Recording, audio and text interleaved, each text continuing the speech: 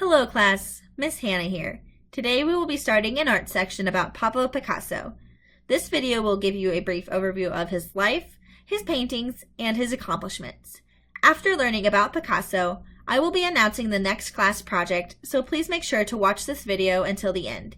Please enjoy, and I can't wait to start this project with you all. See you soon! Pablo Picasso was born in Spain in 1881.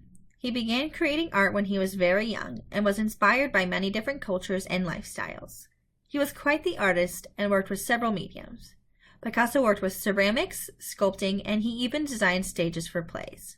However, Picasso is known for his paintings and was one of the most celebrated painters of the 20th century. He, along with Georges Braque, created the Cubism art movement, which will be explained later in the video. Picasso died in 1973 in France at the age of 91. Picasso's life was broken up into different periods of time, and each were defined by the type of art he created during those years. The first major period of his adult life was the Blue Period. Picasso just moved to France and lost a close friend to death. Because of the loss of his friend, he suffered from major depression. During this time, all of his art contained pieces about poverty and loneliness and were done mostly in varying shades of blue and green.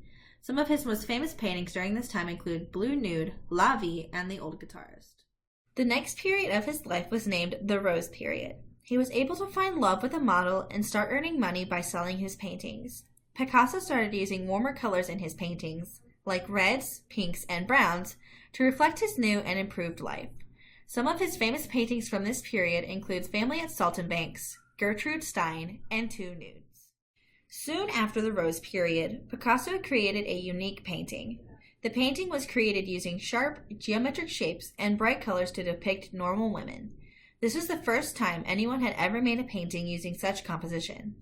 The style soon became known as Cubism. In Cubist paintings, objects are broken apart and reassembled in an abstracted form, highlighting their composite geometric shapes and depicting them from multiple, simultaneous viewpoints in order to create physics-defying, collage-like effects. This new art form shocked the world and took it by storm. Braque saw Picasso's work and deemed it revolutionary. Picasso's friend and literary critic, Max Jacobs, said, "Cubism is a picture for its own sake. Literary Cubism does the same thing in literature, using reality merely as a means and not as an end." After the breakthrough of Cubism, World War I began. This ushered Picasso back to a more realistic type of painting and away from the harsh geometric ways of Cubism. This period was known as the Classical Period. Some of the paintings he created during this time include 3 Women at the Spring, 2 Women Running on the Beach, and The Pipes of Pan. Soon after World War I, the Spanish Civil War broke out. Picasso became frustrated and angry about the devastation of war. This brought on the Surrealism period of his art. Surrealism, or at least Picasso's version, was based on his Cubism movement, but told a story. One of his most famous pieces during this time was titled Guernica. This painting, done in black, white, and gray, was meant to represent the true horrors of war. Many of the people featured in this painting are shown feeling fear and anguish. Guernica is viewed as one of the most powerful anti-war paintings in history. Later in his life, Picasso became more political and strayed away from art. However, a year before his death, he created the piece titled Self-Portrait Facing Death. This piece was created using pencils and crayons, unlike the paintings he had done before. It was a crude but meaningful piece. Picasso left a huge impact on art and is renowned for his constant change of style and diversity among his pieces. He still inspires many artists today, and hopefully he will be able to inspire you. Now, it's project time. I want you to create a self-portrait like the ones that Picasso did of not only himself, but others that influenced him throughout his life. For your portrait, it needs to be drawn, painted, or made using the Cubism style that Picasso created. Here are some examples of portraits that Picasso painted himself. And here are some examples done by other students from other schools.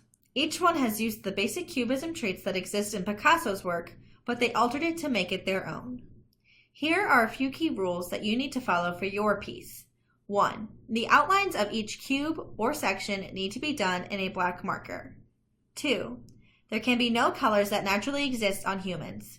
Don't be afraid to make your skin purple or your hair green. And 3. Don't be afraid to have fun.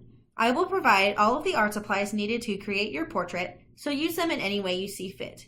The portraits that you create will be put on display in the classroom for parent-teacher conferences, so don't be afraid to put effort into your work. Thanks for watching and have fun.